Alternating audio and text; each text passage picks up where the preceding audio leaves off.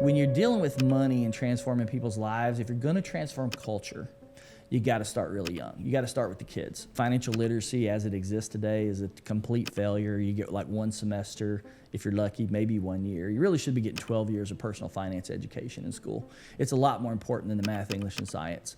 And so it needs to be a core component of our education system. Is it possible to have a purpose, like I'm in the purpose phase, but I have a dominion mind? Okay. So abundance is a little different than dominion. Abundance is, hey, I can accept wealth. I can maybe steward wealth. Okay. But dominion is when you're actually giving your money a purpose. So you left the company, you've been going for 10 years, you're doing podcasting, you've got platforms, you stepping into speaking. Talk to us about what you're doing today. Yeah, well... Hey, yo, welcome to the Seeing Greatness Podcast. I'm your host, Darryll Stinson, man. Listen, when my wife tells me I need to interview somebody, you know what I do? I interview them. And she had a connection with Tony Bradshaw and was like, man, this guy's story is moving. You guys got a lot in common. And my wife is the most protective over my time. So I know if she tells me I need to interview somebody, I need to interview you. So let me talk to you a little bit about who Tony is. He is the author of The Millionaire Choice, Millionaire or Not, You Can Choose. And he's the host of the Millionaire Choice Show. Make the choice, create your plan. Tony is the founder of Purpose of Wealth live event series. In 2026, he released 31 Days to Get Money Smart and launched the Get Business Smart podcast. Tony has been in business leadership for over 25 years in director, VP, CIO, and COO level roles. He became enamored with digital technology in 1906. No, I'm just kidding. 1996. Jeez, man, he's only 21. As a mechanical engineer, he switched careers in 2001 to focus full-time on digital technology with business when he joined the Dave Ramsey organization and led the company's digital transformation. We're going to dive into that. He's been instrumental in digital marketing, product technology, and strategic leadership for company growth from 3 million to 125 million. Tony has served on the board of directors for Ramsey Solutions, the Nashville Technology Council, and the Tennessee Christian Chamber of Commerce, which I hear I need to become a part of. Man, y'all join me in welcoming Tony Bradshaw. Hey, Darryll. Thanks for having me on the show. Man, I am so excited, man. Obviously, I think with such a rich bio, I would love to just go straight to the story. What made you you? Well, that's a big question. Yeah, you know what? It's interesting. I think about this a little bit because I'm like, where did your life become your life? Right? And the place where my life started becoming my life is really when my parents accepted Christ, because they grew up in very dysfunctional families, both of them, and so when I look at who I am, it really started probably around age 6 when my parents became Christians, and everything shifted, everything changed. My dad went from being an alcoholic, their marriage was probably not really good at that time, and they became Christians. And when that happened, my mom decided I needed to stop going to public school and start going to Christian school. And so even though my parents didn't make a lot of money, they found a way to get me into a Christian school. Second grade, I got my first D through my phonics class in second grade because they didn't teach phonics in public school. So I'm like making really good grades, and all of a sudden I get a big fat D on my report card. I'm like, what's happening? Why are my grades so low? But that was the beginning of the shift. And then I didn't become a Christian until I was 9 years old. And then everything shifted. The interesting thing about that, it was at a Bible conference that our school put on. And wouldn't you know it, God's got a sense of humor. And the guy that was speaking at that Bible conference was Dr. Bradshaw. Same last name that I had. And so, God's always had his hand on me in different ways. Sometimes you don't realize it at the time, what God's doing in your life. But later you kind of look back and you go, oh, that was a God moment, or that was a God moment. All these different things that God's doing in your life that are common threads when you look back. And so I went to school for engineering. I liked cars and I liked math. That sounded like engineering, so that's what I applied for. And I went to Pensacola Christian College, stepped foot on the campus after looking at some other schools, and as soon as my foot crossed the perimeter of that campus, I'm like, this is where I'm supposed to be. I just knew it. And then from there, went into engineering after college and got into the internet, man, started playing with the internet. And when I figured out that you could take data and put it in, like create a form, put it out on the web. People could put it in data and information in there that you've never met. You don't even know where they're at. And then you could take that data, present it back to somebody else who you never met. I was hooked. That you could take that kind of information and move it around. And so that's when I started studying how to build apps, do things on the net. And that led me to work for Mr. Dave Ramsey in 2001. And the only reason I got that job was because I was working for $15,000 less than everybody else that applied for that job. Really? Yeah. Is that how you pitched them to Pretty hire much, you? Man, I went home to my wife. I said, hey, this is what I need to go do. There was a guy named Dan Miller, 48 Days to the Work You Love. Oh, I love Dan. Yeah, That's my so guy, man. He was instrumental. He spoke at our Sunday school class one morning. Yep. And he talked about his course that he had up on the hill. It was at Christ Church, Nashville. And so I said, I got to go to this. Sunday, I went to the thing on Tuesday night, heard him speak one time, started doing everything he talked about. Yep. And then within 3 weeks, I was working for Dave Ramsey. From that moment. So it's definitely a God moment. And so I listened to Dan, did what he said. I bought his material, but never really read his book. I just did what he taught in that class that night. And then that's what led me to work for or Dan Miller. Dan Miller Yeah, stuff. Dan 48 Miller. days to the work you love. Yep. Power of a brand, man. Yeah. So my Dan Miller, I got to shout out Dan because my Dan Miller story was like I was in a mastermind here actually in Tennessee with Mike Zeller. Shout out to Mike Zeller. And Dan was the speaker, one of the guest speakers for the day. And he comes in, he's teaching 48 Days to the Work You Love, and he's talking about how he was working at a church where he felt like he was entrepreneurial, and in his entrepreneurship mind and way of being was basically creating this like conflict in like the operations of the church. Paraphrasing the story. And essentially what he did was that was his sign to leave. And he told that story at this mastermind. And at the time, I was entrepreneur and I was working at a church and I felt like I was hitting a ceiling. And I was like, Dan's story is my story. And so Dan got me to get out the nest again. That and my TEDx talk started picking up real fast. Yeah. But I'll never forget that. So I read this material. I was like, boom, 48 days. I'm trying to do it, trying to be all perfect. But it was so good, and I really appreciate that dude, man. Well, he led me to Dave's. It was really quick after that. And then I went in and said, I told my wife, I said, hey, I got 3 different jobs I can do, but this is one I want to do. This one I think God's leading us to do. And I got to do a budget because I ain't going to make much money doing it. And so we came up with $35,000 was the lowest we could go on a budget. So when I walked in to interview with Dave, that's one of the questions they asked me was like, how much do you need? I said, 30. I've done my budget. 35 grand is as low as I can go. And everybody else was asking for 50. So I got the job. And what was the deal? $35K to do what? To come in and be an internet developer. So basically, I was scraping the bottom of the barrel. And so I came into Dave's organization. They hired several of us at the time to get the internet stuff off the ground. This was, 2001, March 2001. And I was the developer. They had a couple marketers they brought in. And of that For people group, who do not know what developing is, what is a developer? yeah, building do? web apps, internet apps. When you think about technology like Microsoft, this is kind of like Microsoft or some of these other companies, but you're doing it on the internet. So we were really early in building web apps. We built one of the first real estate lead generation systems, which I launched in January of 2002. So that was something early. We did e-commerce. The e-commerce stuff wasn't really out there. You didn't have, Amazon was kind of just getting off the ground. So you didn't really have that as a platform. So there weren't a lot of options for e-commerce. So we implemented e-commerce solutions and a bunch of other stuff, just early days. So go back to something you said that it really struck me. You said when you found that you could take data and present it back to other people, you said I was hooked. Oh, absolutely. And I was like, why? It was just I just thought it was fascinating. What hooked you? Why was it why were you hooked? What mesmerized you? Yeah, I don't know. I think it was just fascinating that you could not know somebody personally, but you could say, hey, here's an event calendar. At that point, I was working with my wife. She worked for a company called Christian Classifieds. They had just a small online presence, nothing major. They handled concerts and events for a Christian community here in Nashville. And so I just said, hey, I'll help build you a calendar. So I built them a calendar online where somebody could go to their website and put information in about events in Nashville, Christian events in Nashville. And then I could take that, stick it in a database, and then write a script that would present all that information back to somebody else that you've never met. But that amount of movement of data just fascinated me, that you could share that kind of information that way.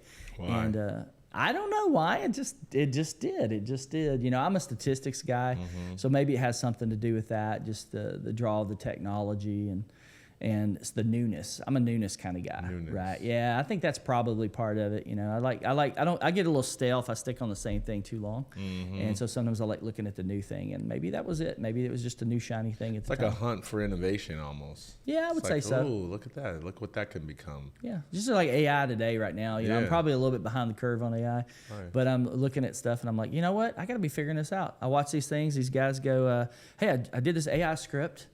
I plugged it into Instagram, and within 30 days, I made $45,000 on Instagram. Yeah. And I'm going, I need to be learning how to do that. You know? If it's 20-year-old guys figuring out how to do that, I should at 55 be figuring out how to do that. Especially with your skill set, huh? Yeah, I was like, why am I not doing that? So I'm trying.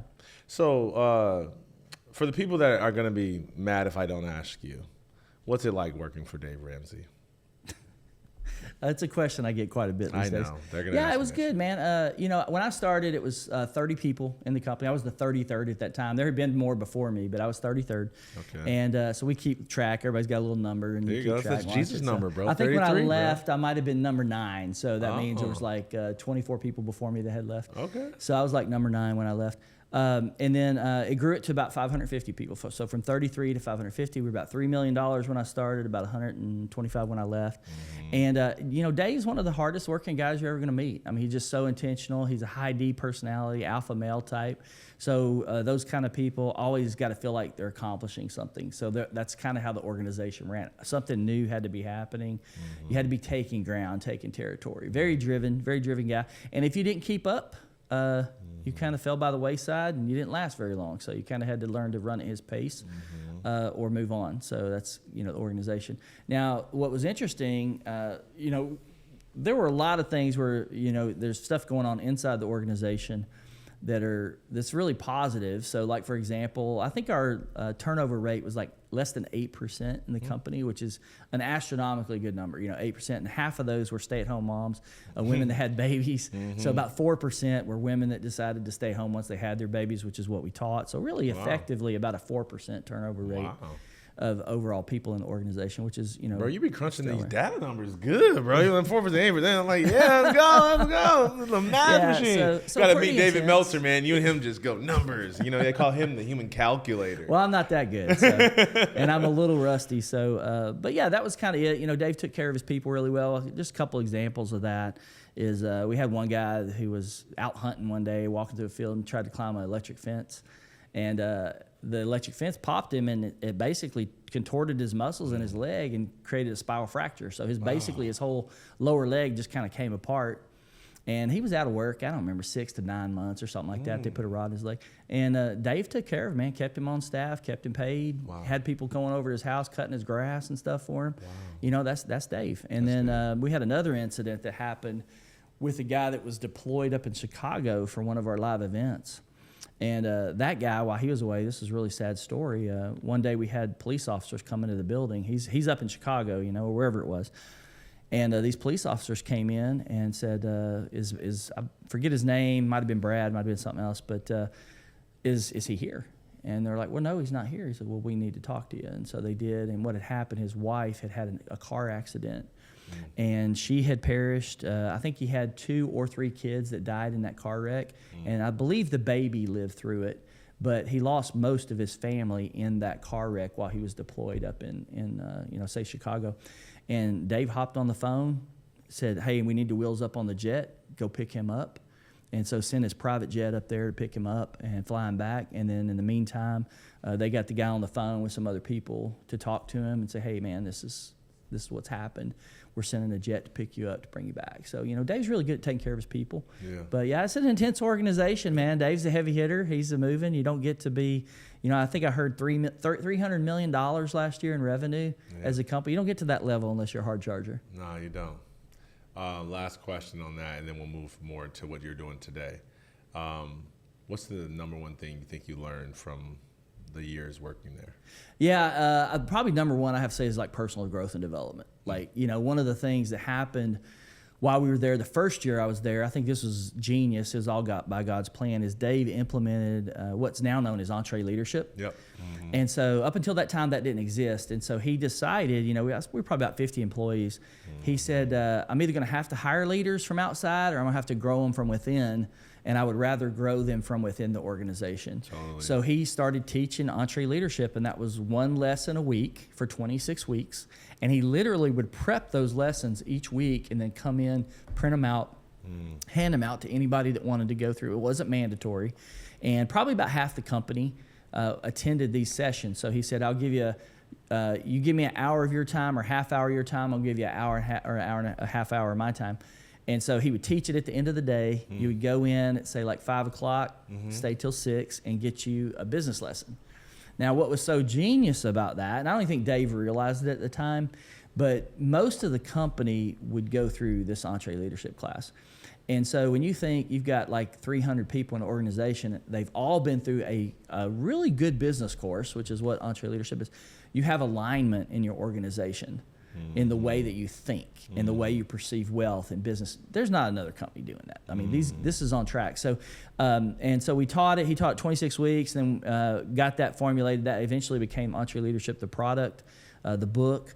And then he would teach that about once every 1 to 2 years, and then you could go through it. And then it eventually became mandatory. But the discipline of personal growth or self-growth was really ingrained in Dave's company, even to the point when you came in as a new employee, you had a reading list that you had to go through, and that list kept growing. So I don't know I don't know how many books it is now, but at one point it was like 6 to 8 different books that you had to read. There was The Go-Getter. You had Thou Shalt Prosper by Daniel LePen. Yeah, and so there was all these books that you had to read. No, come on, keep going, bro. We want the rest of the books. Come on, Thou Shalt Prosper. It's been a while. The Monk and the Merchant was another good one. Let's talk about ministry and business and how they work together in God's kingdom.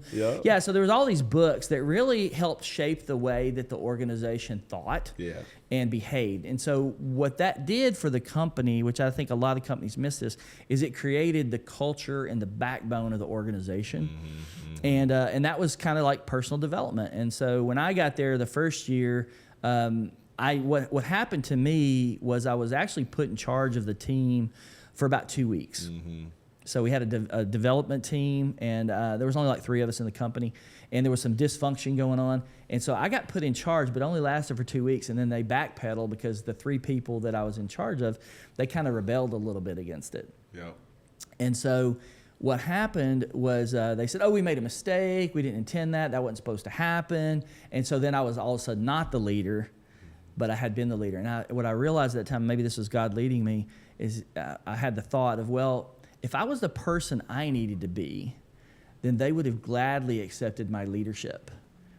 So I'm not ready for leadership yet, but this is going to happen again in the future. And God's going to give me this again, but I need to be ready when that happens. So that's what was the catalyst for me to go, hey, I need to learn about leadership. And so I just started reading everything I could get my hands on. I don't even remember all the books. 22 laws of immutable laws of leadership. You got to read J. Maxwell. Yeah, by Maxwell. So that started me reading Not 5 levels? They didn't do 5 levels of leaders? We did that too. You got to do 5 levels. And then my boss had us go through some stuff. So I read all these books over that next year. And then in October of 2002, that's when I actually got the leadership role over the digital. And the 3 people I'd been hired with, they were all gone. 2 of them had quit, and 1 of them got fired. And then I had to rebuild the team from there. Love it. So you left the company. You've been going for 10 years. You're doing podcasting. You've got platforms. You stepping into speaking. Talk to us about what you're doing today.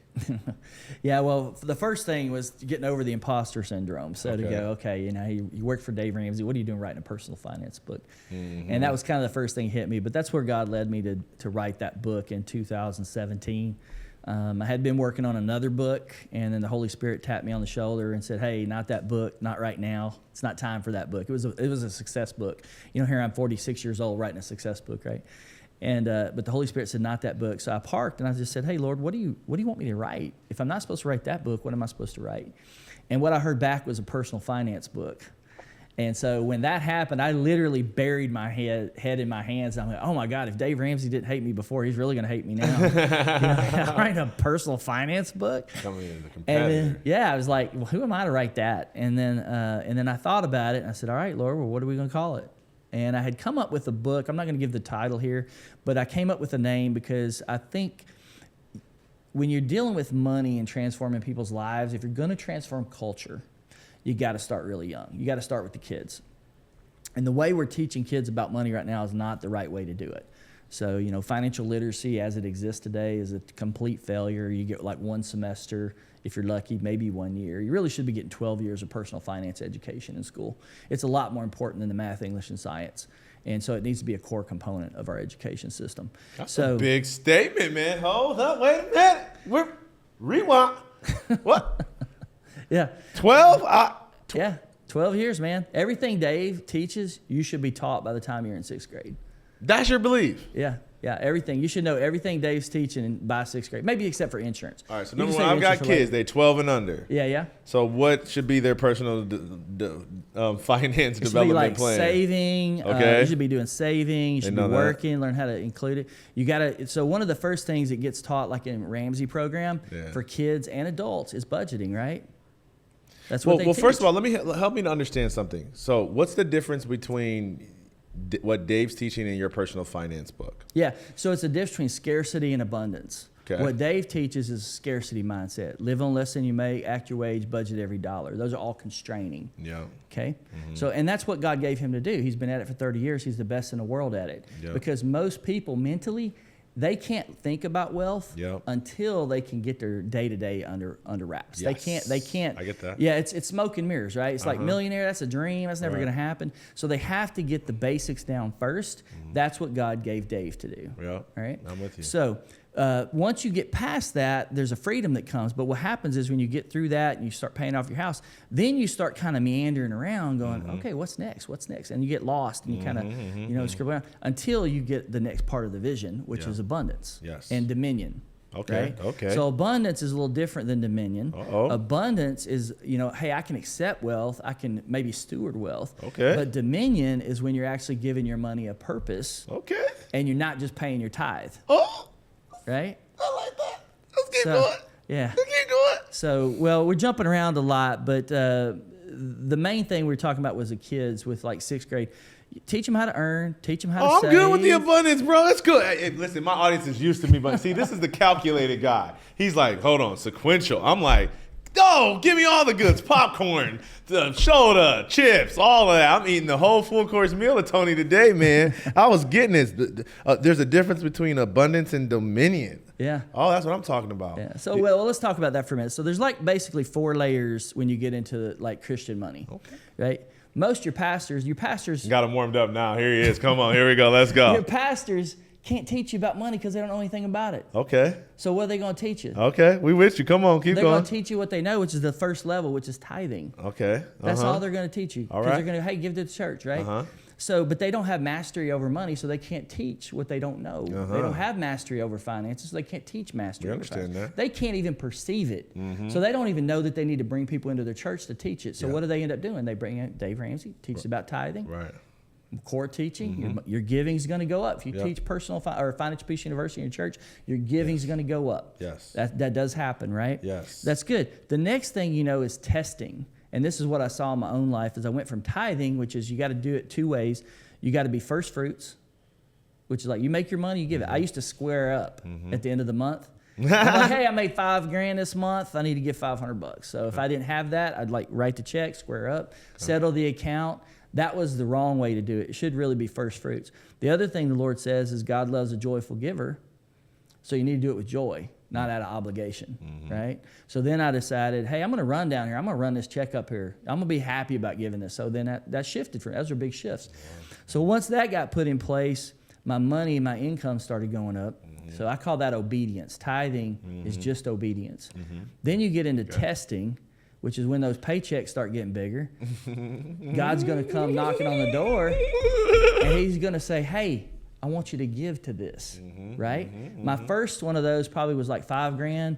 We had a 10 grand. It went up to 20 grand, 30 grand. The biggest check we ever wrote was $100,000. Oh, I bet you that felt amazing. It was pretty wild. It's like, hey, we're going to give to this human trafficking organization. I think we need to give them 100 grand. Man, we were just talking about human trafficking today. It's terrible.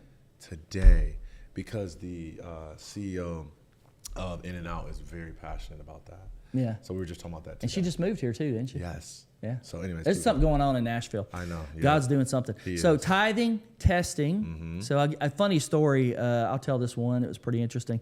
For my wife's 40th birthday, a few months before her birthday, maybe 3, 4, 5 months, I started looking online at cars like hot rods because I'm a hot rod guy. And I looked at these Corvettes, 69 Corvettes. I'm like, I think we could buy one of these one day. They were like 80 grand. And I'm like, that ain't too bad. I think we could get one of these. So when I said that, my wife, she shifted her head, looked at me in the eyes. She's like, what did you just say?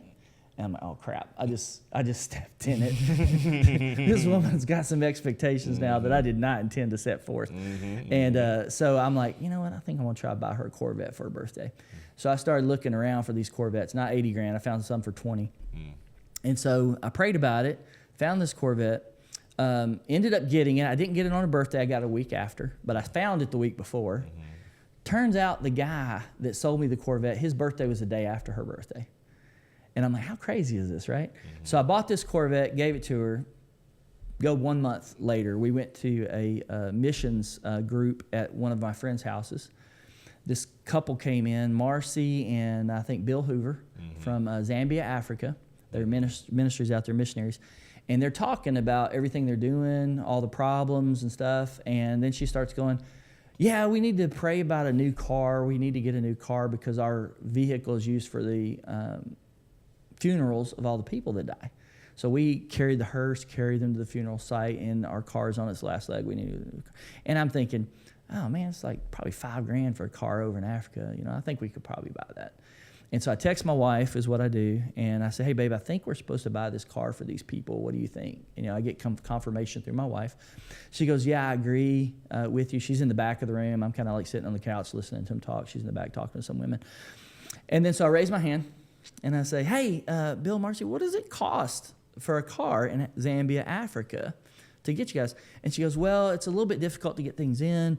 And so a 5-year-old car like what we need, a Toyota, I think it was a 4Runner or something like that, a Sequoia or something. And she goes, they're about $20,000. And I'm like, oh, of course it's $20,000. That's exactly what I just paid for the Corvette just a couple weeks ago. So I'm like, it's not $5 grand, it's 20 grand. It's the exact same amount that I paid for this Corvette. It's a transaction. It's a Lord transaction. This is apparent. So that's just one example of how the Lord tests you, where He goes, hey, what do does the money have you, or do you have the money? Is your heart still mine? And so I saw that happen again and again. So that's the testing. Then you get to this new thing that really kind of registered for me in 2021, is this concept of purpose, where you're going, oh, I'm making this money, but it's going to something bigger than me. It's going to something that God's given me to go do.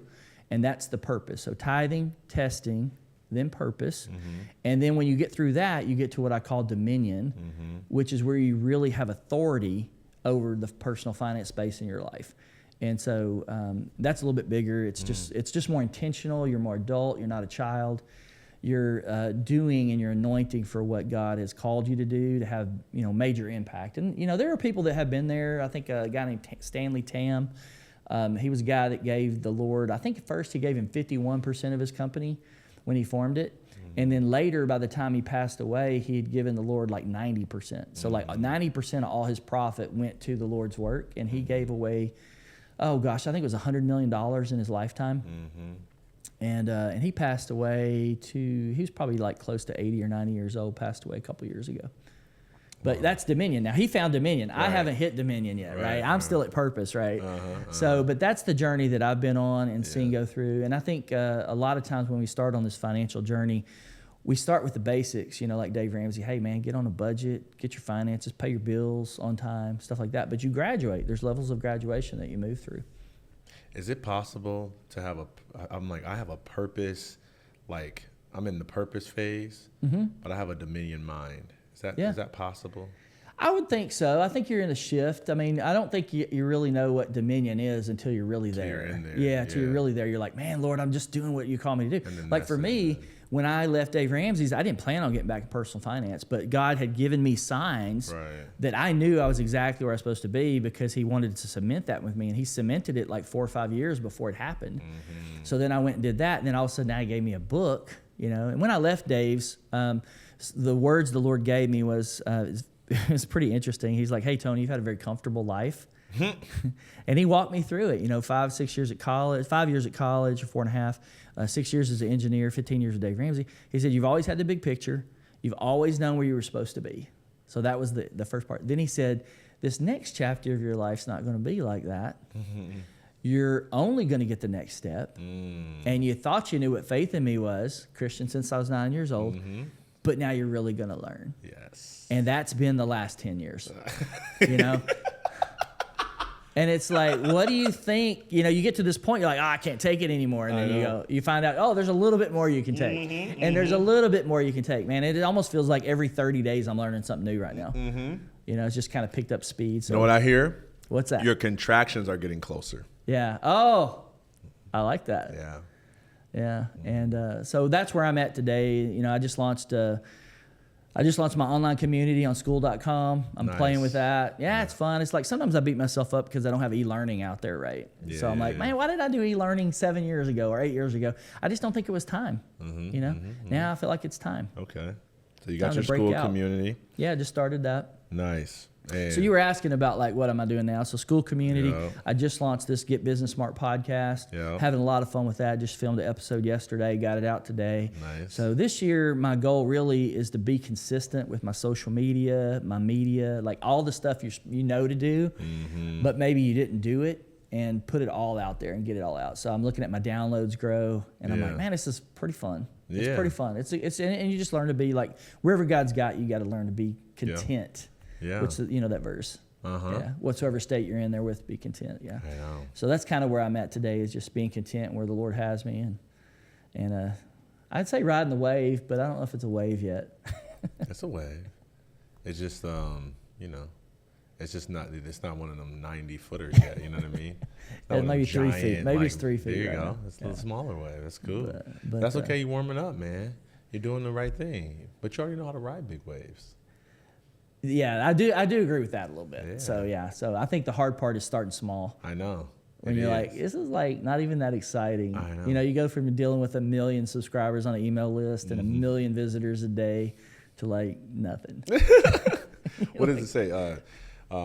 Do not despise the days of small beginnings, because the Lord rejoices to see the work begin. And that, to me, is what I think. Yeah. Is that he's rejoicing to see the work begin. He's not rejoicing to see the 100 million subscribers. Yeah. So I like to do what Jesus is doing.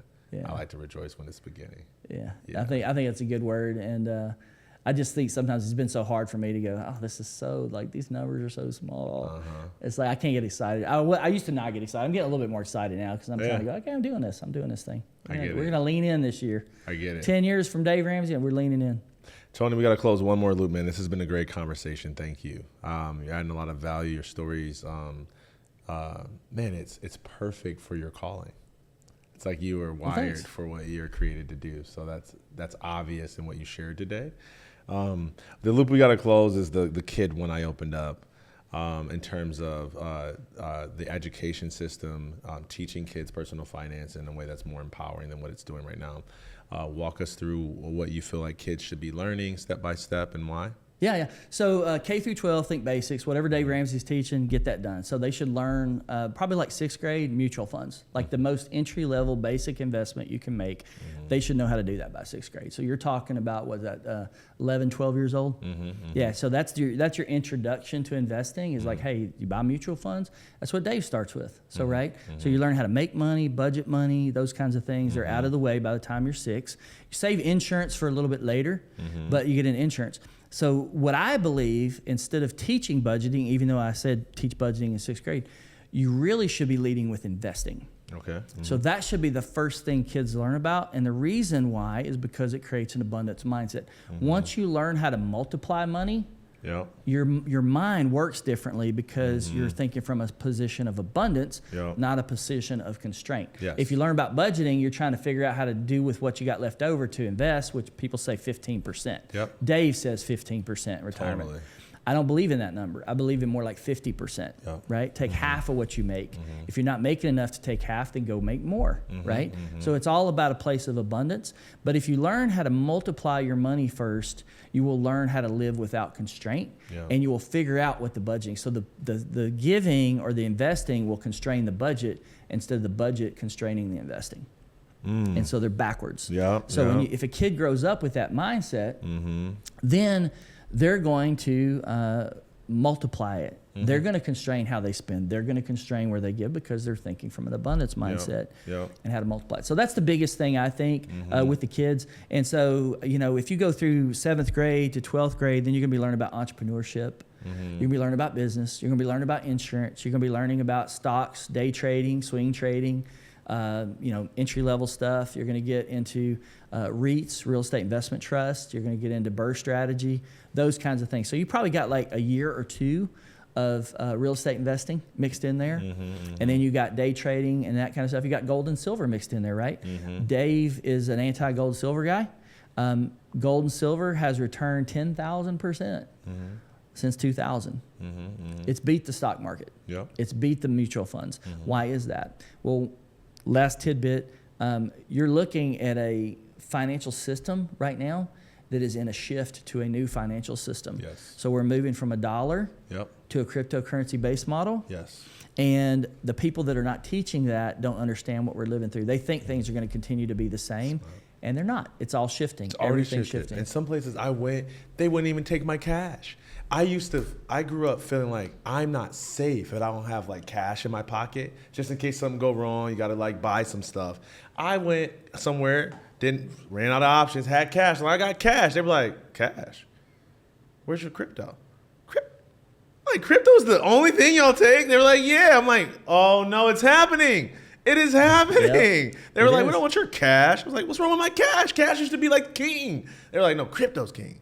What's your thoughts on that, man? What do we do? That's scary. It is scary. So what about the dollars underneath the mattresses? Well, here's the thing that the Bitcoiners, the Bitcoin nuts, don't understand is that Bitcoin is just the next fiat system. So they're moving us from a paper-based fiat system to a technology-based fiat system. They're both fake money. They're both fake. So I just talked to a guy yesterday, interviewed him. He's a Bitcoiner. Talks about Bitcoin. There's a finite amount of Bitcoin, right? 21 million, I believe. But it's infinitely divisible. It's not. It's just going the other direction. So you're like 0.0000001, right? So it's not, and it's the most highly centralized. They call it decentralized, right? It's the most highly centralized form of currency there is because it's all ones and zeros. You don't have 190 different currencies across the world. You have one, and it's a 1 and a 0. It's the biggest trap there ever was. It's terrible. So I'm a big gold silver guy. I think you're going to have two systems. I think you're going to have a gold silver system. I think you're going to have a cryptocurrency based system. I think people are going to be trapped in each one. I think you're going to have people trapped in each one. There's a company out there right now that I think God's got his hands on. It's a group called 7K Metals and Sound Money Wallet. So you can find out information on my website, TonyBradshaw.com. But they have created digital wallets for gold and silver. You can literally buy gold and silver for as little as $1 on their website. So now you don't have to have $5,000 to buy gold. You can buy gold for $1. That's how Robinhood got in the industry right there. And they've got it, man. They've got the security, they've got the technology, and they vault it. So when you buy it, you vault it with their system, or you can send it if you want a full ounce. So they'll send you a full ounce of gold or a full ounce of silver. But if it's partial, they'll store it for you in their vaults, and then you just ride it up. And then you can liquidate it, and they have the highest buyback rates of the industry. And the reason they do that is because they've created their own gold and silver marketplace. So everything's in one place. So that's where I think we're headed. I think we got probably another 5 years with cash. I think like 2032, 2033. 5 years, bro. Yeah, where it's mainstream. But in that next 5 years or next, what is that, 5. So let's see, 5 would put us at 2031. Yeah, so 2031, 2032. So what are we going to do with all our retirement money and stuff? Just translate it to the crypto Well, do you want market? to go for another hour? All right, part 2. What do we do with our retirement money with Tony Bradshaw? Okay, let's cut it off there. Listen, man, this has been great. You know what I'm going to call this episode? Live without constraint.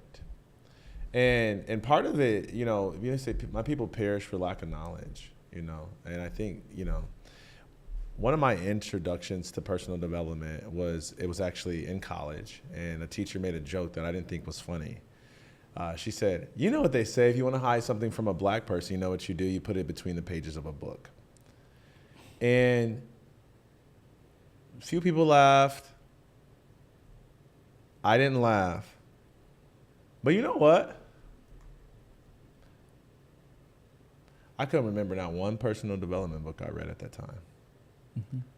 So it was true about me. And that changed me. And I was like, I wonder what is hidden between the pages of these books. And I picked up personal development books and changed my life. And I think that you have that effect on people. You're like that first personal development book that I read. You have the opportunity to change and shift somebody's life, to move them from scarcity to abundance, to give them a path. So if you want to live without constraint and experience all of that, man, you've got to follow Tony Bradshaw on all platforms. We'll make sure we put links to all of his podcasts and his website. And we want to hear what you're implementing. If you're not hearing this and being like, man, I got to teach my kids mutual funds. I've got to go grab his books. If you're not like, I've got to follow and plug into the podcast because you hear how much he's giving away just on ours. I can only imagine what you say on yours when you do you do solo episodes all the time? No, I don't do any solos. Oh, man. you got to do solo episodes. Just rip it, bro. Just let that thing rip, I'm man. more of a conversationalist. I know, like I having get the it. conversations. I get it. It kind of pulls out my best. Just get somebody to pull it out of you, man, the whole Maybe time. I should. Maybe that should be you. Oh, come on, I got you, bro. Just come on back there. Segment 2. We're going to Seeding Greatness Finance segment. There we go. All right, y'all. Love you. Remember, till next time, keep seeding greatness. Peace.